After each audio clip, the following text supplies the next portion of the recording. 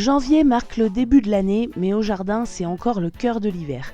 J'en profite d'ailleurs pour vous adresser mes meilleurs vœux pour cette nouvelle année qui commence. Une nouvelle saison va démarrer et je crois plus que jamais que produire une partie de notre alimentation est essentiel. Pour ceux qui suivent la chaîne depuis longtemps, vous ne serez pas surpris de me voir parler des poules dans une vidéo de potager. Vous savez que chez moi, les deux sont intimement liés. Pour ceux qui découvrent, vous verrez que les poules n'assurent pas seulement une bonne production d'œufs, elles sont aussi des assistantes précieuses pour le jardinier. En janvier, au jardin, rien ne semble vraiment bouger. Et pourtant, si on y prête attention, quelque chose a déjà changé. Les jours rallongent. Très lentement, presque imperceptiblement, la lumière reprend du terrain. La nature, elle, est toujours au ralenti, mais elle se prépare déjà, sans bruit, à sortir de son sommeil hivernal. C'est un mois particulier pour les jardiniers, un mois frustrant parfois. On a rangé les outils, les récoltes sont terminées, le potager est presque vide, et pourtant, janvier est loin d'être inutile. Traditionnellement, le 17 janvier, à la Saint-Antoine, on avait coutume de semer la première laitue de la saison, quelle que soit la météo.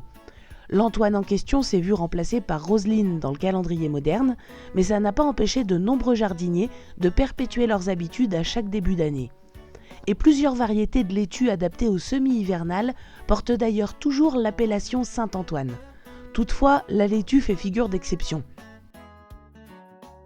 En janvier, la durée du jour est encore trop courte pour permettre une croissance optimale des plantes. Sous nos latitudes, tant que les journées ne dépassent pas les 10 heures de lumière, le développement végétal est extrêmement lent, 2 à 3 fois plus lent que le reste de l'année.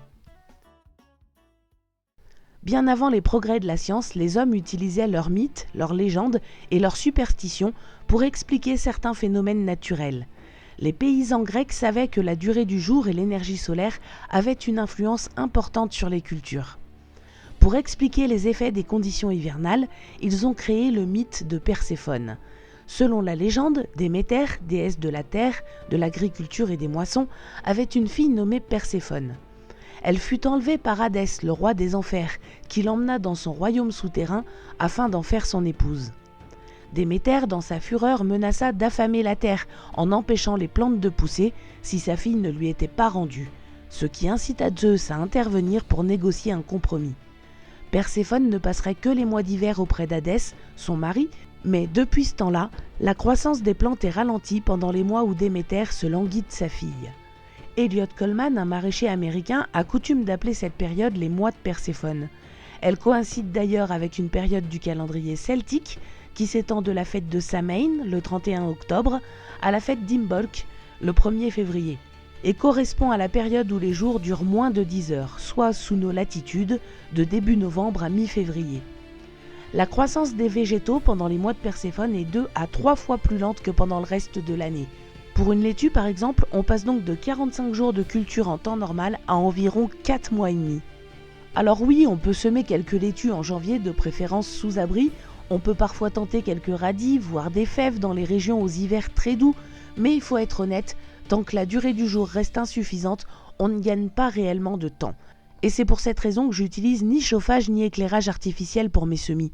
Dépenser de l'énergie pour forcer la nature, alors qu'on peut simplement attendre quelques semaines de plus, n'a pour moi aucun sens. Chez moi, ce constat a conduit à un choix assez radical.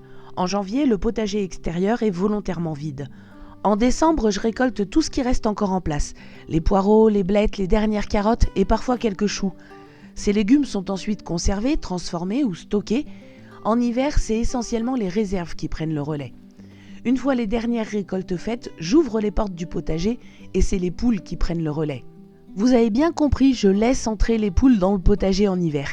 Et c'est pas un choix anecdotique ou un simple confort, c'est une décision mûrement réfléchie que je renouvelle depuis plusieurs années parce qu'elle remplit plusieurs fonctions essentielles et surtout extrêmement pratiques.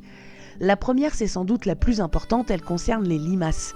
Les limaces, les escargots, mais aussi leurs œufs et leurs jeunes, passent l'hiver bien à l'abri dans le sol, sous les paillages, dans les mottes. Et c'est là que se joue la pression au printemps. En laissant les poules accéder au potager en hiver, elles fouillent, elles grattent, elles picorent et consomment une grande partie de cette population avant même que les semis soient en place. La régulation des limaces se fait donc en amont, naturellement, sans avoir besoin d'intervenir plus tard avec des produits anti-limaces. Cette astuce, elle m'a changé la vie. Depuis que je procède de cette manière, j'ai plus aucun problème de limaces au printemps. Les poules assurent aussi un désherbage extrêmement efficace. Elles consomment les jeunes adventices, les plantules à peine levées, elles empêchent les herbes indésirables de s'installer. Et là encore, le travail est fait avant le printemps, sans fatigue, sans outils et sans retournement de sol. En grattant, elles effectuent également un travail superficiel du sol. Elles incorporent les restes de paillage de l'année précédente dans les premiers centimètres, sans tout retourner en profondeur. C'est ni du bêchage ni du labour, mais une forme de brassage léger, parfaitement adapté à un sol vivant. Enfin, il y a la fertilisation. Les poules fiantent un peu partout, en petite quantité, et surtout elles incorporent elles-mêmes ces fientes en grattant la terre. La fertilisation est diffuse, répartie dans le temps et dans l'espace, sans excès et sans concentration. Les nutriments sont intégrés progressivement au sol et deviennent disponibles au moment où les cultures en auront réellement besoin. Bien sûr, ce système a des contreparties. Le paillage est déplacé, le sol n'est pas propre, l'esthétique hivernale du potager peut sembler brouillonne. Mais c'est des concessions que j'accepte volontiers parce que les bénéfices au printemps sont immenses. Moins de ravageurs, moins d'herbes indésirables, un sol déjà actif et surtout un gain de temps considérable. Pendant que le potager extérieur est confié aux poules, la serre, elle, continue de jouer son rôle. J'ai une petite serre de 6 mètres carrés, rien de spectaculaire, mais suffisamment efficace pour conserver quelques cultures en hiver. En ce moment, il me reste encore des laitues, des épinards, de la mâche. C'est des plantes rustiques, capables de supporter le froid et surtout de profiter du moindre redout. Même en hiver, les journées ensoleillées peuvent faire grimper très rapidement la température à l'intérieur d'une petite serre. C'est un microclimat précieux pour démarrer certains semis.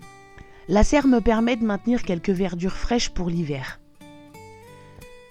C'est aussi là que je vais commencer à préparer la saison suivante. Préparer l'espace, organiser le matériel, anticiper calmement. Janvier, c'est aussi un mois propice à d'autres activités moins visibles mais tout aussi importantes. Trier ses graines, choisir les variétés de l'année à venir, planifier des cultures. Je rappelle que vous pouvez télécharger mon cahier de jardin à imprimer qui existe également en version papier. Vous trouverez tous les liens dans la description. C'est également une bonne période pour planter des arbres ou des arbustes hors gel, diviser certaines vivaces, tailler les fruitiers ou réaliser les aménagements qu'on n'aura pas le temps de faire au printemps. Du côté des animaux, l'hiver impose aussi son rythme. La ponte des volailles est naturellement réduite, parfois inexistante, en lien direct avec la durée du jour. C'est normal et j'essaie pas du tout de forcer les choses comme on le fait dans les élevages industriels avec un éclairage artificiel. L'attention se porte surtout sur le confort, une litière sèche, des abris bien entretenus, une vigilance particulière vis-à-vis de l'humidité et des maladies respiratoires. Les abeilles, elles, sont en plein hivernage. On peut parfois les voir sortir lors de journées ensoleillées quand la température dépasse les 10 degrés pour effectuer leur vol de propreté. À cette période, je me contente de surveiller les réserves en soupesant simplement les ruches et j'interviens seulement si nécessaire. Janvier n'est donc pas un mois vide, c'est un mois lent mais fondamental. Un mois où on accepte de ralentir, d'observer, de laisser le vivant travailler à notre place. Un mois où on prépare la saison à venir sans précipitation en respectant le rythme naturel du jardin. Au potager comme ailleurs, vouloir aller trop vite, c'est souvent le meilleur moyen de perdre du temps. Si cette vidéo vous a plu, pensez à laisser un petit pouce bleu, un commentaire et surtout partagez-la, ça aide vraiment à mettre la vidéo en avant. Si vous êtes sur mobile, vous pouvez aussi booster la vidéo pendant les 7 premiers jours pour montrer à YouTube qu'elle vous a plu. On se retrouve dans le prochain épisode, à la prochaine et n'oubliez pas, tout ce qu'on produit soi-même, on n'a pas besoin de l'acheter.